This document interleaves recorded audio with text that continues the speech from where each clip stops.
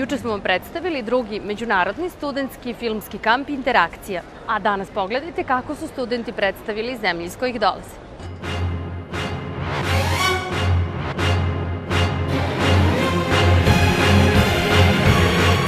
Osim što se upoznaju, uče jedni od drugih i zajednički stvaraju projekte, studenti i učesnici drugog međunarodnog studentskog filmskog kampa Interakcija predstavili su i zemlje iz kojih dolaze.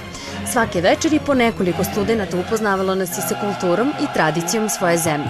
Videoprojekcijama i slajdovima sa karakterističnim predelima, muzikom ili čitanjem poezije, a otkrili smo i neke zanimljivosti koje do sada možda nismo znali. Tipične i atipične.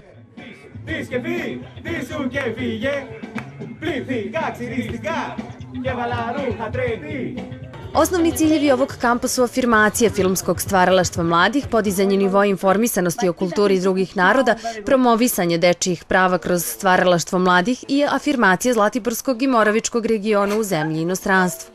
Studenti koji su od 4. avgusta boravili na Zlatiboru i u okolnim mestima, danas su stigli u Beograd. Moram da pomenem i tu treću fazu kampa koja se realizuje u Beogradu. To je podrazumeva edukativne radionice. S jedne strane, s druge strane upoznaćemo studente koji dođu i koji budu boravili u Beogradu sa našim, da kažem, najznačajnijim filmskim institucijama, sa našim akademijama, sa kinotekom, tako da to je neki, da kažem, treći segment našeg kampa. Večeras u dvorani Kulturnog centra Beograda predstavit će vam se učesnici kampa lično. 20 studenta produkcije, režije, kamere, zvuka i montaže iz 15 zemalja.